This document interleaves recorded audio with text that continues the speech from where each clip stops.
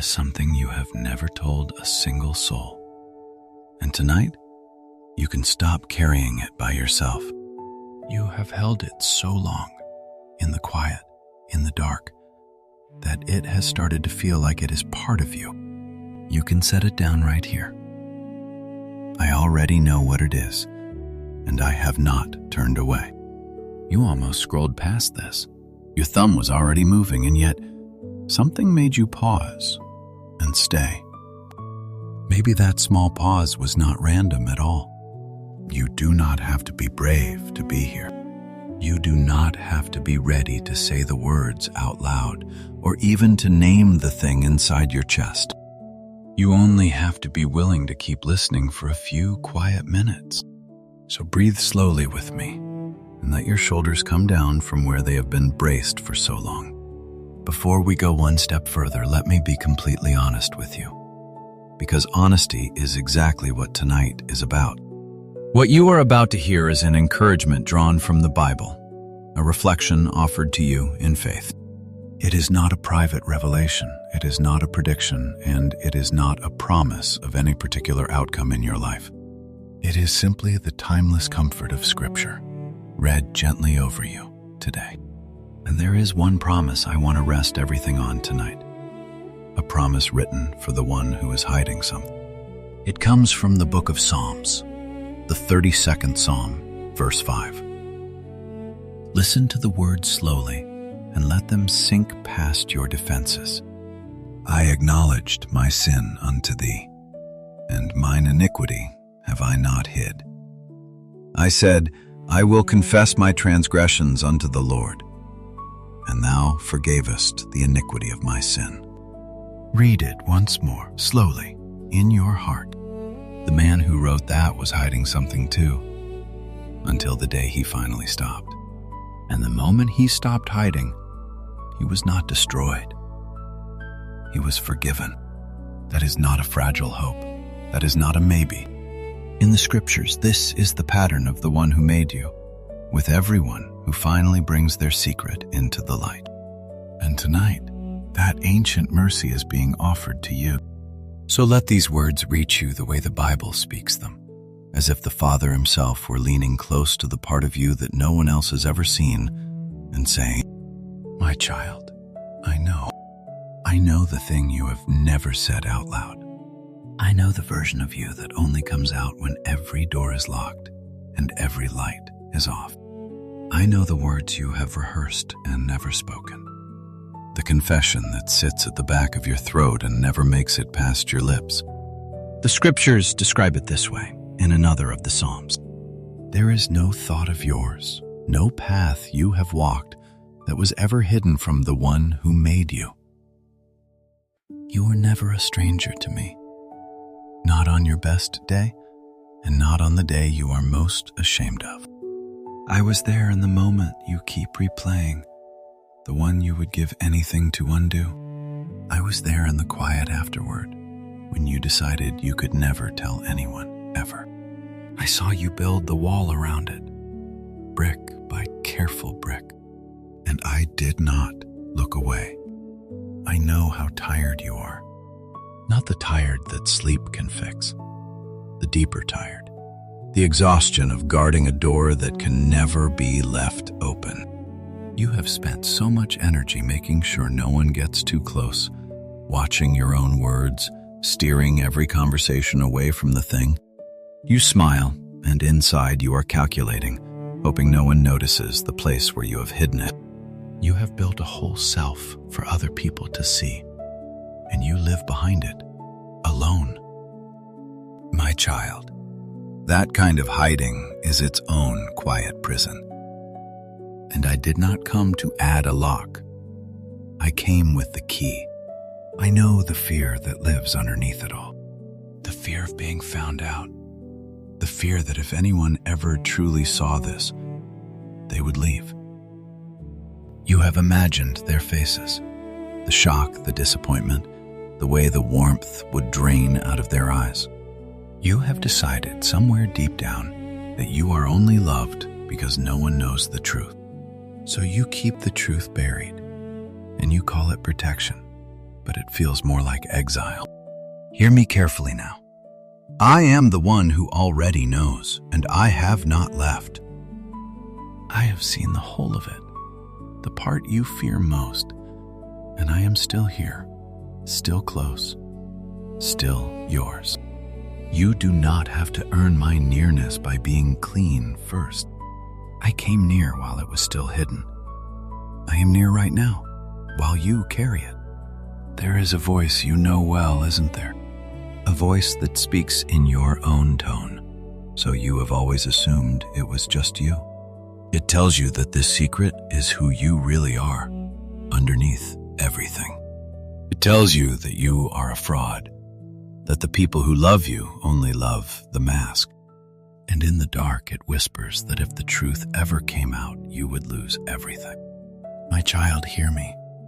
That voice is not telling you the truth. It does not speak for heaven, and it does not speak for the one who made you. The thing you did, or the thing that was done to you, or the thing you cannot stop doing, is real. But it is not the final word over your name. When that voice says you are only your secret, the truth says, you are my child, and I know all of it, and I stay. When it says you must hide forever, the truth says you can bring it into the light and live. When it says no one could love the real you, the truth says the one who made you already does. You do not have to win the argument with that voice tonight. You only have to stop letting it write your story.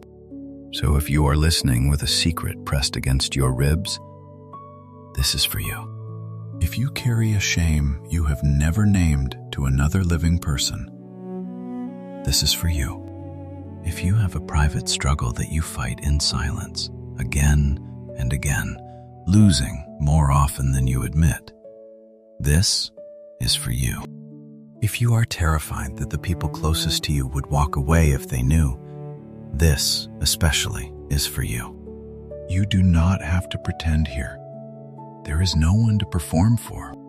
You do not have to make your shame presentable before you bring it. Come as you are, with the thing exactly as it is. The man who wrote that psalm tried hiding first. He described what it did to him, the weight of it, the way silence wore him down from the inside. He kept the secret, and the keeping of it crushed him until he could not bear it anymore. And then he made a choice. He decided to stop hiding it from the one who already knew. He said, I will confess. I will bring it into the open. I will not cover it any longer. And the moment he stopped hiding, mercy was already there, waiting, as if it had been waiting the whole time. The forgiveness did not arrive because he finally became good enough. It arrived because he finally stopped pretending. I want you to understand what confession really is, because the word may frighten you. It is not standing in front of a crowd. It is not being exposed and humiliated. It is simply telling the truth to the one who already knows and discovering he does not flinch. It is bringing the thing out from behind the wall and finding that the love on the other side was never conditional on the wall staying up. You are not informing me of something new. You are letting me love the part of you that you have kept in the dark. And nothing you bring into the light tonight will be greeted with rejection. You have believed for a long time that this secret made you unlovable, that if grace knew the truth, grace would change its mind. But grace already knows the truth, and grace has not changed its mind. The scriptures are full of people who carried things they were sure could never be forgiven. The ones who failed in the worst moment, the ones who hid, the ones who did the very thing they swore they never would. And again, the one who made them did not meet them with disgust. He met them with mercy. Your secret is not bigger than that mercy. It has never been bigger than that mercy. There is no corner of your story so dark that the light refuses to go there. I know you have wondered whether some things are simply too far gone to forgive. You have done the math, weighed the offense, and decided your case is the exception. But forgiveness was never about the size of the wrong. It was always about the depth of the love. And the love that holds you is deeper than the worst thing you have ever done or thought or hidden. You are not the exception to mercy. You are exactly the one mercy was made for. The people who got it right were never the ones grace was reaching for. It was always reaching for the ones who couldn't. It is reaching for you now. And I want to speak gently to the exhaustion of being two people. The one the world sees, and the one who carries the secret home alone.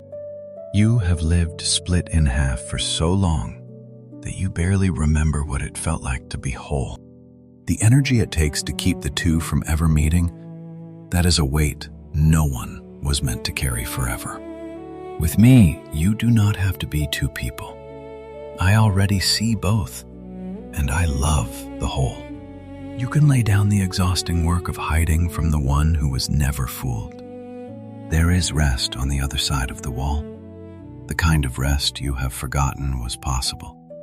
Now I know you may not feel forgiven yet, even hearing all of this. Shame does not lift the moment you are told it can. A heart that is hidden for years does not open in an instant, and that is all right. The truth does not wait for your feelings to catch up before it becomes true. You are forgiven the moment you stop hiding, whether the relief arrives tonight or slowly over many quiet days. These promises were written down long before you were born so that they could find you in exactly this moment. So let me say it again, gently, the way you may have needed someone to say it for years. You are known, fully known, all the way down into the place you have shown no one. The world taught you that love is something you keep by hiding the parts that might cost you. But that is not how heaven loves. You were never loved because you successfully hid the truth. You were loved while the truth was fully known. And that love does not shrink when the secret comes out. And it does not grow when you manage to keep it in. When you are hiding, you are loved. When you finally tell the truth, you are loved. On the day the wall comes down, you are loved still, and maybe most of all. I want you to think for a moment about how heavy the carrying has been. The nights you lay awake certain that this was the thing that would one day undo you. The conversations you survived, holding your breath, hoping no one would ask the wrong question. Do you ever wonder how you kept standing, with all of that pressing down on you? How you got up each morning and faced the world with the weight still hidden under your coat? The scriptures would say you were held, even there, even in the place you thought you were most alone. You were never carrying it entirely by yourself. There was always one who knew, and stayed close anyway. Even when you could not feel him near, he was near. And here is something the shame has been keeping from you. The thing you carry has not only hardened you. In some quiet way, it has softened you too. You think it only made you afraid, but it also made you tender toward other people who are hiding something. You notice the ones who flinch. You see the ones who smile a little too carefully. You understand, in a way the untouched never will, what it costs to carry a thing alone. None of that was wasted. And one day, it may become the very thing that lets you sit with someone else in their darkest hour. The secret that nearly isolated you could one day become the reason another person feels less alone. So tonight I am asking you to bring it into the light, the way that man in the psalm finally did. Not because you have to prove anything, not because the words must be perfect, simply because you were never meant to carry it alone. and you do not have to carry it one more night. You can tell the one who already knows. You can stop guarding the door he has always been able to see behind. And when you do, you will not find condemnation waiting there. You will find mercy that was waiting the whole time. If these words have stirred something in you, you do not need to do anything dramatic. You do not owe anyone a confession in a comment box. You do not have to expose your secret to a single stranger to make this real. But if you would like, take this quiet moment and turn it into a small and honest prayer. It can be as simple as this. Lord, you already know. I am tired of hiding it. I bring it to you. There are no perfect words. The scriptures show the one who made us meeting people in whispers, in tears, in confessions too broken to finish cleanly. Your honesty is enough. It has always been enough. And if someone you love comes to mind, someone you sense is hiding something heavy of their own, you are welcome to share this with them. Not as a demand, not as a chain, just as a kindness, the way you would leave a light on for someone walking home in the dark. Now, here is one gentle but important reminder, and I will not rush past it. Faith is a deep comfort, but it is not a replacement for care. If the thing you carry is harming you, or harming someone else, or pressing down on your mind in a way that feels too heavy to hold, please also reach out to a counselor, a trusted friend, or someone wise and safe. Bringing it to God and bringing it to a trusted person were always meant to walk together. Asking for help is not a failure of faith. It is courage, and it is wisdom. And before we come to the end, let me ask one simple thing of you. Do not go back to hiding tonight. I am not telling you the consequences vanish, or that every hard conversation disappears, or that the road from here is suddenly smooth. I am telling you what mercy has always whispered to the one who finally stops covering the truth. That forgiveness was there before you even finished speaking. The man in the psalm said, "I will confess." And the very next breath was, "And you forgave." There was no gap, there was no waiting room. That is how near the mercy is to the one who stops hiding. And the same mercy that met him is not standing far off from you now. So as this message comes toward its close, I want to leave one truth in your hands to carry into tomorrow. The secret you have carried is safe with the one who already knows and stays. You do not have to be afraid of being found out by him, because you were never hidden from him in the first place. What you feared would end everything, when finally spoken, becomes the place where mercy meets you. The thing you thought you would have to hide for the rest of your life can be set down tonight. I will not promise you a tidy ending. I will not pretend to know the road ahead. You have been handed enough empty promises, and I will not add to the pile. But I can leave you with what the scriptures say with full confidence. To the one who stops hiding, when you acknowledge it, when you stop covering it, the iniquity of your sin is forgiven. So lift your head tonight, not because the secret was small, but because the mercy is greater. Take one more slow breath now, and feel how much lighter the air is now that you are not hiding from the one who made you. And let this be the truth you fall asleep on. You are fully known. You are not turned away, and you are loved all the way down. If words of mercy like these bring you peace, you are always welcome to stay close to this quiet corner, where we simply sit with the scriptures together. And wherever tomorrow takes you, whatever you have been carrying, may you walk knowing that the one who already knows has not let go of your hand. Peace be with you, my friend. You can rest now. You do not have to hide anymore.